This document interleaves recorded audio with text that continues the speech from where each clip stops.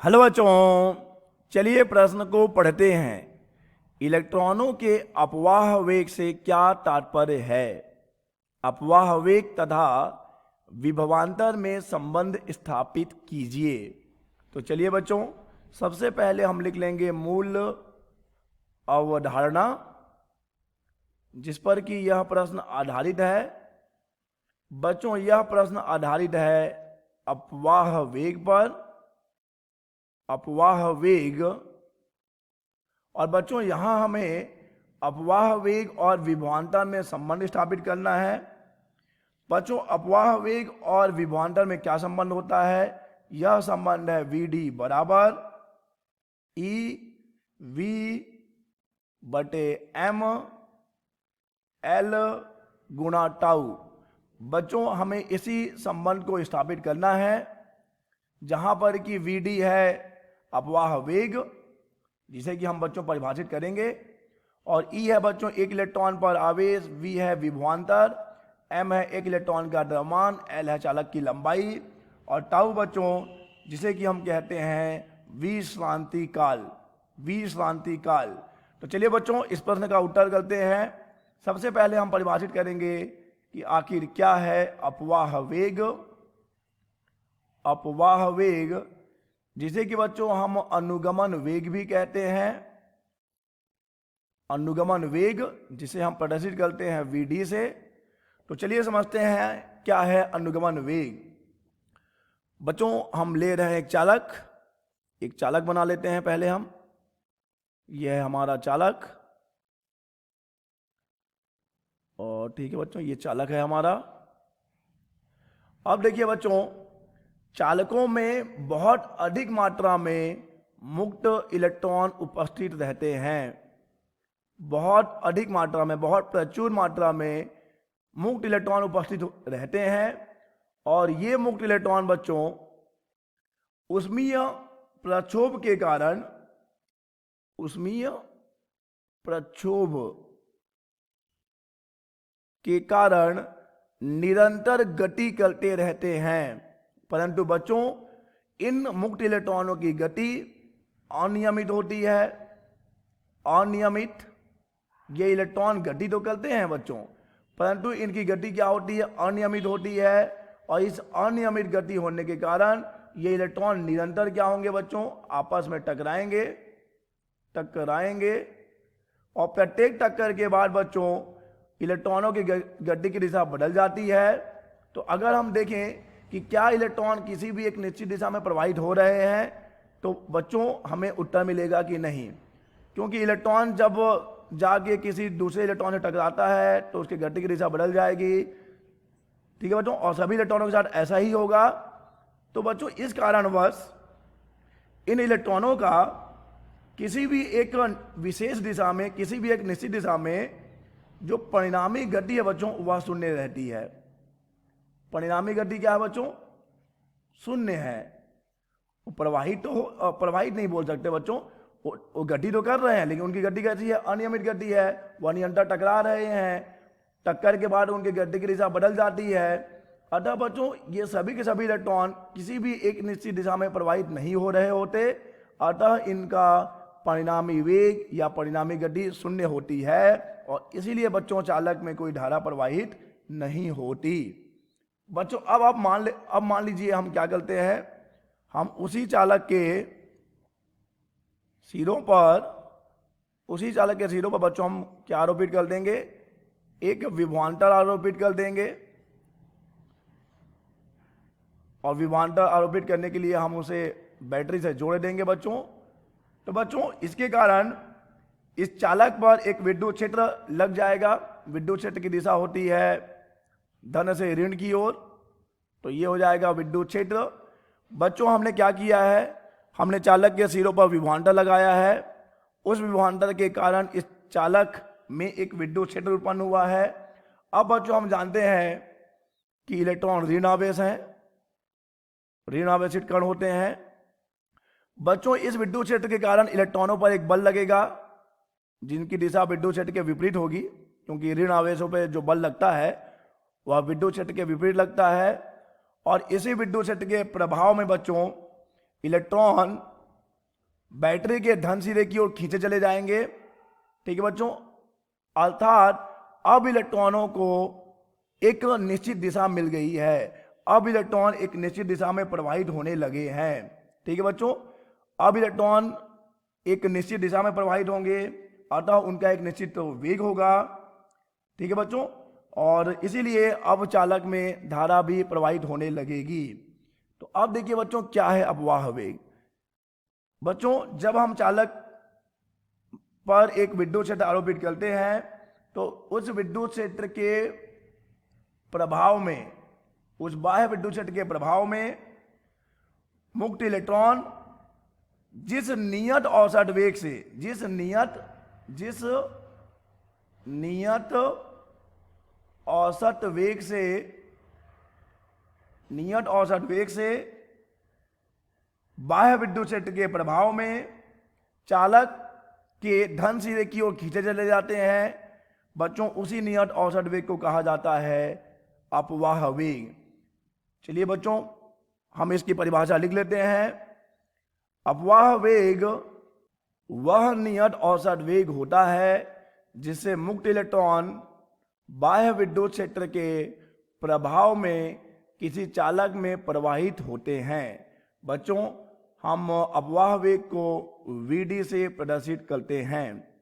चलिए बच्चों, अब हम आते हैं इस प्रश्न के अगले भाग की तरफ, जहां कि हमें अपवाह वेग तथा विभवांतर में संबंध स्थापित करना है। ठीक है बच्चों, तो चलिए हम ले लेते हैं एक चालक।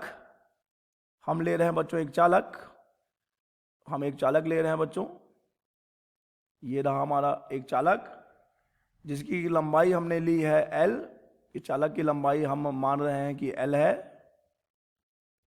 ये रहा L लंबाई का चालक, और मान लेते हैं बच्चों कि इसका अनुप्रस्थ परिच्छेद A है, और हमने इस चालक के सिरों पर विभवांतर V आरोपित किया है। विभवांतर V आरोपित किया है बच्चों इस बैटरी की सहायता से, ये प्लस और ये माइनस, तो ये धारा प्रवाहित होगी I।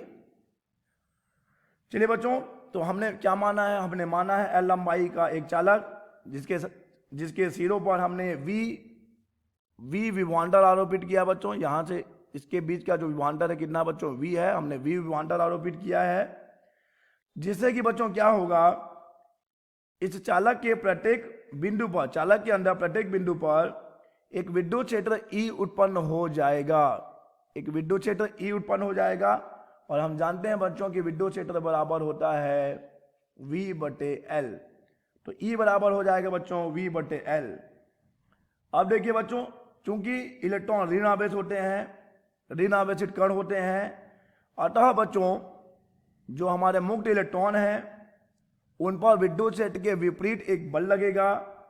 और हम जानते हैं बच्चों कि अगर कोई आवेश Q आवेश किसी विद्युत क्षेत्र E में रखा हुआ है तो उस पर बल कितना लगता है, वेक्टर F बराबर Q वेक्टर E।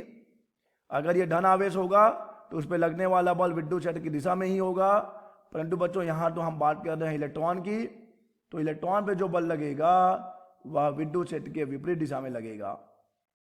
ठीक है बच्चों, ऋण चिन्ह हमें यही दिखा रहा है कि इलेक्ट्रॉन पे जो बल लग रहा है वह विद्युत क्षेत्र के विपरीत दिशा में लग रहा है।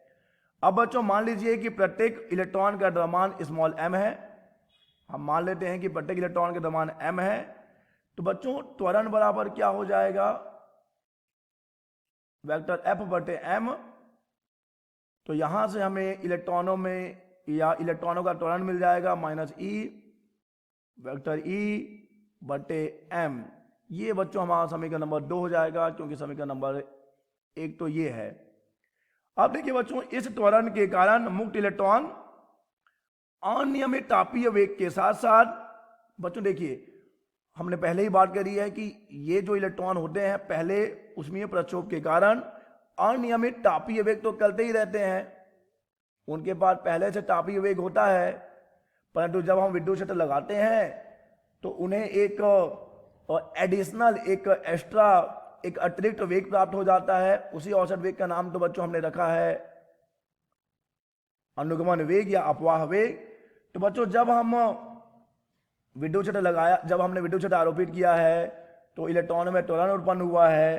तो बच्चों इस त्वरण के कारण मुक्त इलेक्ट्रॉन क्या करेंगे, अनियमित तापीय वेग के साथ साथ विद्युत क्षेत्र के विपरीत दिशा में एक अतिरिक्त वेग घटक प्राप्त कर लेते हैं, जिसका कि बच्चों मान बहुत ही कम होता है, अपवाह वेग का मान बहुत ही कम होता है।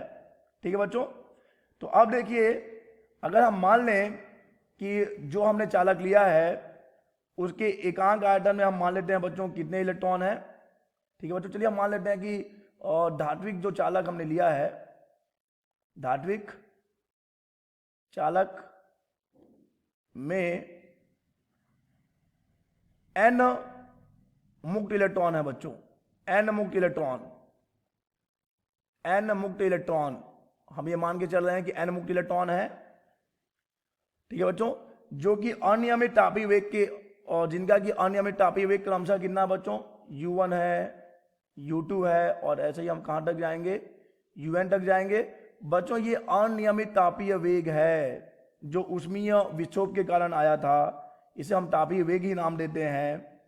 तो बच्चों हमने समझा था कि ये जो अनियमित तापीय वेग है इनका परिणामी वेग तो क्या मिलेगा बच्चों, इनका परिणामी वेग तो हमें शून्य मिलेगा, क्योंकि किसी भी एक निश्चित दिशा में इनका जो नेट गति है, जो परिणामी गति है बच्चों, वो हमें क्या मिलता है, शून्य मिलता है।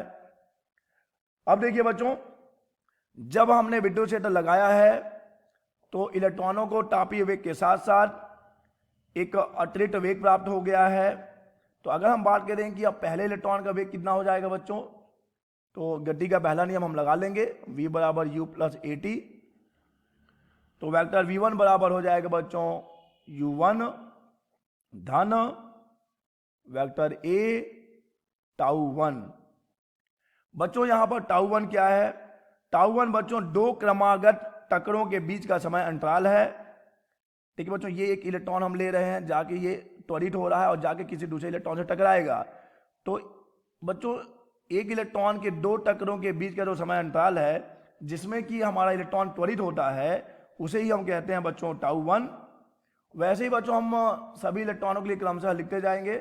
तो अगर हम दूसरे इलेक्ट्रॉन के लिए लिखें तो हम क्या लिखेंगे बच्चों, u2 धन त्वरण तो सबका एक है बच्चों, हो सकता है इसका जो है क्रमागत टक्कर के बीच का समय अंतराल कुछ और हो। वैसे ही हम बच्चों n इलेक्ट्रॉनों के लिए लिख लेंगे un धन τn। अब बच्चों बात होगी कि इन्हीं इलेक्ट्रॉनों के औसत वेग को तो हम कहते हैं अपवाह वेग। ठीक है बच्चों, तो चलिए अब हम इनका औसत ज्ञात कर लेंगे। औसत वेग ही तो अपवाह वेग है। तो यहां पे बच्चों हमें क्या करना होगा, हमें v1 को, v2 को और साथ ही जितने भी वेग हुए हैं इन सबको जोड़ के उन्हें हम n से भाग दे देंगे, तब तो हमें औसत मिलेगा। चलिए बच्चों हम यहाँ मान रख देंगे अब वेक्टर u1 प्लस a τ1, ये v1 का मान हो गया। वैसे ही बच्चों हम v2 का मान रख देंगे वेक्टर a τ2, और ऐसे बच्चों हम कहाँ तक जाने वाले हैं, हम जाने वाले हैं n तक, वेक्टर a τn, और हमने इन्हें n से भाग दिया है, तभी तो बच्चों हमें औसत प्राप्त होगा। चलिए हम इसे n से भाग दे देते हैं। देखिए बच्चों यहाँ पे हम u1 u2 इनको एक साथ लिख लेंगे, ये हमने एक साथ लिख लिया इनको, और इसे भी हम n से भाग दे रहे थे। साथ में a हम उभयनिष्ठ यानी कॉमन निकाल लेंगे। तो यहाँ पे τ1 τ2 और कहाँ तक τn, इन्हें भी बच्चों हम n से भाग दे रहे हैं और ये हमें प्राप्त हो रहा है अपवाह वेग। देखिए बच्चों यहाँ पे हमने देखा है कि ये जो तापीय वेग है इसका तो परिणाम हमें शून्य मिलता है और ये हो जाएगा वेक्टर a। अब देखिए बच्चों यहाँ पे τ1 τ2 τn जितने भी इलेक्ट्रॉन हैं उन सभी के दो क्रमागत टक्करों के बीच का समय, और उसे हम n से भाग दे रहे हैं। बच्चों एक इलेक्ट्रॉन के दो क्रमागत टक्करों के बीच को तो हम शांति काल कहते हैं। शांति काल यानी यहाँ पर τ1 τ2 सभी इलेक्ट्रॉनों के शांति काल हैं। तो अगर हम उन्हें n से भाग देंगे तो हमें एक औसत, एक माध्य शांति काल मिल जाएगा, जिसे चलिए हम τ से दिखा देते हैं बच्चों। ठीक है बच्चों, तो यहाँ पे जो जिसे हम टाउ लिख रहे हैं वो इनका मान है, इनका औसत मान है बच्चों।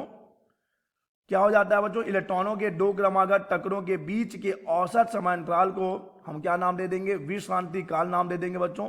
तो यहां पर टाउ हो जाएगा विश्रांति काल। सभी इलेक्ट्रॉनों के दो टक्करों के बीच का जो समय अंतराल है उसका माध्य, जिसे हम नाम दे रहे हैं विश्रांति काल का। तो चलिए बच्चों, यहां से हमें क्या मिल गया, यहां से हमें मिल गया Vd बराबर ए टाउ, और ए का बच्चों मान हम यहां रख देंगे। ए का मान हमने ज्ञात किया था माइनस ई, कैपिटल ई बटे एम, और टाउ तो यहीं पे है बच्चों। तो यहां से बच्चों अगर हम केवल परिमाण की बात करें तो हमें Vd बराबर मिल रहा होगा ई बटे एम टाउ, और ई का मान बच्चों हमने V बटे एल हमें मालूम है, सबसे पहला समीकरण हमने इसी को ही लिया था।